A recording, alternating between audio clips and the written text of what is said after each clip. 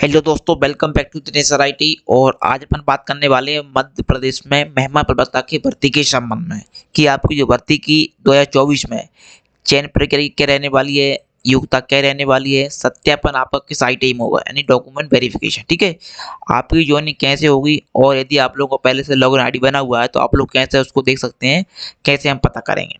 तो ये पूरी इन्फॉर्मेशन बताने वाला हूँ आप लोगों के लिए, ताकि जैसे इसके आवेदन प्रारंभ होते हैं तो आप लोगों को जानकारी होना अनिवार्य है। ठीक है, यदि आप नए व्यक्ति हैं या पुराने आवेदक। ठीक है, तो पूरी इन्फॉर्मेशन देखने वाले हम क्या रहने वाली है। और चलिए चलते हैं पहले पोर्टल पे। पहले हम आपको बताते हैं कि लॉगिन आईडी पासवर्ड आपको कैसे पता करना है। ठीक है, वो आप लोग कहाँ से देखेंगे। ठीक है, तो आपको जाना है, पहले पोर्टल पे जाओगे दोस्तों, यहाँ पे एमपी स्किल पोर्टल पर। ठीक है, यहाँ पर आपको जाना है और यहाँ पे आपको यहाँ पर दिख रहा होगा यूर आईडी और पासवर्ड। ठीक है, ये वाला। यदि आप लोगों को पहले से यूर आईडी पासवर्ड लिखा हुआ है, आपको मालूम है, तो आप जहाँ पे क्लिक करेंगे और यूर आईडी पासवर्ड डालकर आप डायरेक्ट लॉगिन कर सकते हैं। मान लो जिन आवेदकों का भाई भूल चुके हैं, नहीं है, तो वो क्या करेंगे, इस पर क्लिक करेंगे फॉरगेट पे। देखिए उनको यहाँ पर क्लिक करना पड़ेगा फॉरगेट पे। जैसे ही वो लोग यहाँ पर क्लिक करेंगे तो हमारे सामने आ जाएगा फॉरगेट करने का ऑप्शन। ठीक है, यहाँ पर आपको करना पड़ेगा, आप लोगों को अपना मोबाइल नंबर है जो आपने यूज करा होगा पहले। ठीक है, वो मोबाइल नंबर आपको यहाँ पर फिल करना पड़ेगा यहाँ पर। ठीक है, देखो ये आ चुका है। यहाँ पे आपको डालना पड़ेगा मोबाइल नंबर। ठीक है, जो भी आपने पहले लगाया था। फिर यहाँ पे आपको ईमेल आईडी और यहाँ पे आपको कैप्चर नाम डाल के यहाँ पे क्लिक करना चेंज पे। तो आपका दोस्तों नया जो पासवर्ड है वो यहाँ पे हो जाएगा फॉरगेट। ठीक है, क्या हो जाएगा, फॉरगेट। दूसरा, अब आप लोग पूछोगे सर जो आपकी यूआर आईडी है वो यहाँ पे आपको दिख रही होगी यूआर आईडी के, उसमें हमको क्या डालना। तो देखिए दोस्तों, जो रहेगा यूआर आईडी, जैसे क्लिक करोगे यहाँ पे मांगेगा यूआर आईडी के लिए। तो यूआर आईडी में दोस्तों आपका होता है मोबाइल नंबर। क्या होता है यूआर आईडी में, आपका होता है पुराना होता है मोबाइल नंबर। ठीक है ना, मोबाइल नंबर जो भी आपका होता है डाला होगा आपने, वो ही आपकी होती है यूआर आईडी। ये अब आप लोग यहाँ पर ध्यान रखें। ठीक है, तो ये आपको वहाँ पर ध्यान रखना, यूआर आईडी में आपको डालना मोबाइल नंबर। ठीक है, और पासवर्ड में आपको यहाँ को जाकर लेना फॉरगेट पासवर्ड। ठीक है, ये रहेगा। चलिए अब हम चलते हैं, नेक्स्ट बताते हैं कि इसमें जो चयन प्रक्रिया वो क्या रहती है और योग्यता क्या रहने वाली। ठीक है, तो हम चलते हैं, हमने कर ली नोटिस ही डाउनलोड की।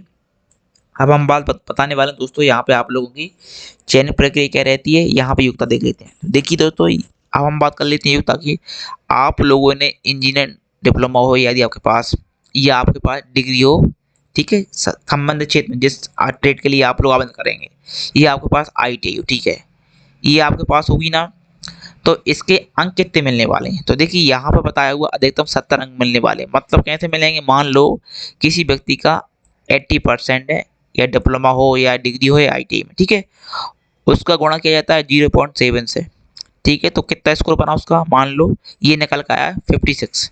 ठीक है, अब मान लो ये रहेगा 50 स्कोर रहेगा, ये रहेगा। अब मान लो किसी आवेदक के पास 1 साल का एक्सपीरियंस है प्राइवेट या गवर्नमेंट का, तो उसके 1 साल के मिलते हैं आपको, मतलब सॉरी 11 महीने के मिलते हैं 4 अंक। ठीक है, यहाँ पे तो कितना हो जाता है 60 स्कोर। तो इस तरह आपका स्कोर है वो तैयार यहाँ पर किया जाता है। किसी की मान लो यहाँ पर दो 11 महीने के 2 है एक्सपीरियंस, तो उसको मिलते हैं यहाँ पे उसका 64 स्कोर हो जाएगा। ठीक है, तो ये स्कोर बनने की प्रोसेस यहाँ पर रहती है, यानी गुणा करते हैं 0.7 से, यहाँ पर आपका पॉइंट आ जाएगा। ठीक है, यहाँ पर इसके बाद जिन आवेदकों के पास मान लो CTI या ATI, ठीक है, या BITY है उत्तीर्ण वे लोग, तो उनको 3 अंक अगल से मिलते हैं, जुड़ते हैं इसमें। ठीक है, नेक्स्ट है संबंधित ब्रांच में आपका इंजीनियर यानी पॉलिटेक्निक डिप्लोमा हो तो उसको दो अंक मिलते हैं अलग से।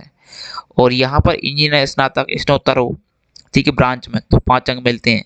ठीक है, इसके पश्चात और अनुभव वाला हो तो देख जो 4 अंक मिलते हैं अनुभव को। ठीक है ना, 6 माह से ऊपर आपका होना चाहिए, 6 माह से कम रहेगा 0, और 6 माह से यदि 1 महीने भी ज़्यादा होता है, 2 दिन भी ज़्यादा होते हैं, तो आपको 20 अंक यहाँ पर मतलब उसके 4 अंक मिलते हैं। और यदि आपके पास गवर्नमेंट ITI या प्राइवेट ITI NCVT का सर्टिफिकेट होना चाहिए। ठीक है, तभी आप लोग यहाँ पर लगा सकते हैं। ठीक है, सर्टिफिकेट में। अब यहाँ पर नेक्स्ट है कि ये चयन प्रक्रिया वो देख लो यहाँ पे। और ये देखिए आवेदन शुल्क, आप दोस्तों क्वेश्चन लगती है इसमें निःशुल्क रहता है, और जो मिनिमम एज है वो रहेगी इसमें 18 वर्ष यहाँ पर रहती है। ऑनलाइन आप लोगों को यहाँ से करना पड़ता है।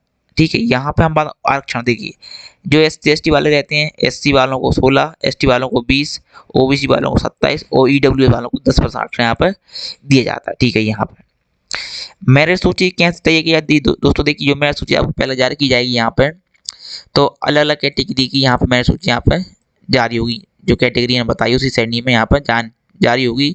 और दोस्तों यहाँ पर क्या होता है कि जो पहले मेरिट सूची जारी की जाती है, पहले की जाती है निष्ठजनों की, यानी विकलांग आवेदकों की जाती है प्रथम चरण, द्वितीय चरण, तृतीय चरण। ठीक है, इसके पश्चात नॉर्मल आवेदकों को चरण यहाँ पे जारी किए जाते हैं। ठीक है, यहाँ पे अब देखिए आपका हम जो जब आप फॉर्म भरोगे तो आपको जो मेन क्वालिफिकेशन है जिसके आधार पर आपको चयन लेना है वो आपको यहाँ पे बेस क्वालिफिकेशन डालना पड़ता है। ठीक है ना, वो आपको फिल करना पड़ेगा। मुझे ITI का आधार पर, किसी के बाद ITI, किसी के बाद डिग्री डिप्लोमा उसी ट्रेड में, तो आप किस आधार पर आप कितने किस डिग्री डिप्लोमा आपके अंक ज़्यादा है, परसेंट ज़्यादा है, वो आप लोग यहाँ पर सेलेक्ट करेंगे। ठीक है, उसी आधार पर आपका चयन किया जाएगा। इसके पश्चात आप यहाँ पर देखोगे जो यहाँ पर जो इसमें लिखा हुआ अधिकतम 15 अंक, यानी आप लोग चाहो तो यहाँ पे 15 से भी अधिक जो रहेंगे आपके स्थान ITI के। ठीक है, इस तरह के एक स्थान होते हैं, आपको यहाँ पर सेलेक्ट करना पड़ेंगे, आप हो जाएंगे लिस्ट। ठीक है, लिस्ट में।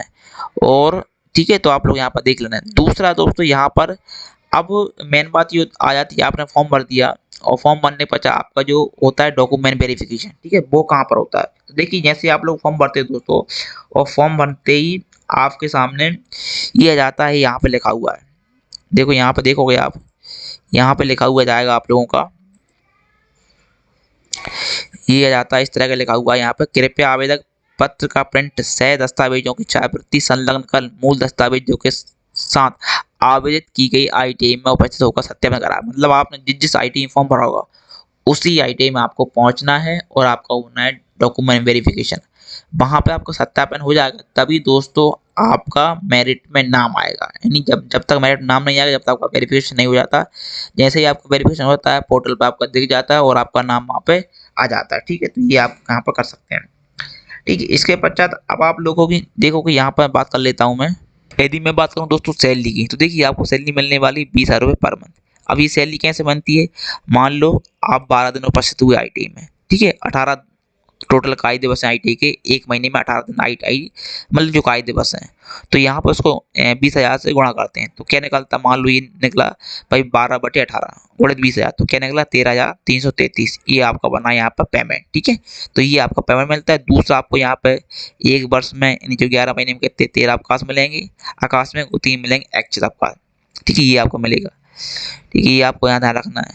और 64 से 62 वर्ष तक आपकी ये रहने वाली है। ठीक है, इसके पश्चात आप लोग यहाँ पर आओगे और मैं यहाँ पर बता देता हूँ आप लोगों के लिए। फिर आपके सामने इस तरह की जो नोटिफिकेशन आएगा उसमें जारी होगी दोस्तों, जिसमें आप लोगों का जो आवेदन है वो यहाँ पर डेट दी होगी कब से आपके जो आवेदन है, और फिर आपको जो सत्यापन है वो कब से करवाना है। यहाँ पे एक ही डेट होगी, निश्चय उसी डेट से आपको आवेदन करके और ITI में जाके और आपको करवाना सत्यापन। ठीक है, उसमें लास्ट डेट दी हुई कब तक आपको करवाना है वो भी आप लोग यहाँ पर देखेंगे। सत्यापन की लास्ट डेट भी दी हुई। ठीक है, इसके पश्चात आप लोगों को सत्यापन करने के पश्चात आपको देखना होगा स्कोर की, यार मेरा स्कोर कितना आया है।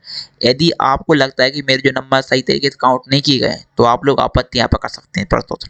ठीक है, फिर आपत्ति प्रस्तुत करने की डेट दी होती है, फिर उसका निराकरण होता है, वो बॉटम तक जाता है कि हाँ आपके सही है। इसके पश्चात दोस्तों यहाँ पर चरण आपके ज्वाइनिंग के चालू होते हैं, और ये होते हैं प्रथम चरण, द्वितीय चरण, तृतीय चरण।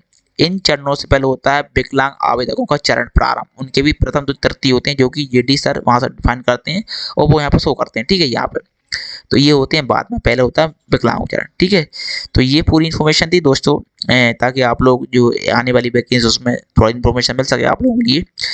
नेक्स्ट है कि कुछ आवेदक होते हैं जिनका प्रथम चरण नाम चरण चरण में, तो उन आवेदकों को दोस्तों पोर्टल पर देखना है और उसी जो डेट है उसी डेट तक आपको प्रथम चरण को द्वितीय चरण को ज्वाइन करना है।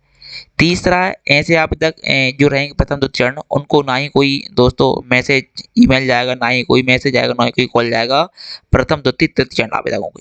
बाकी जो रहेंगे आवेदक सीट बचती हैं उन आवेदकों को कॉल मैसेज सब जाते हैं। ठीक है, तो ये इन्फॉर्मेशन थी आज की। चलिए फिर मिलते हैं नेक्स्ट वीडियो में नेक्स्ट जानकारी के साथ। Okay, thanks.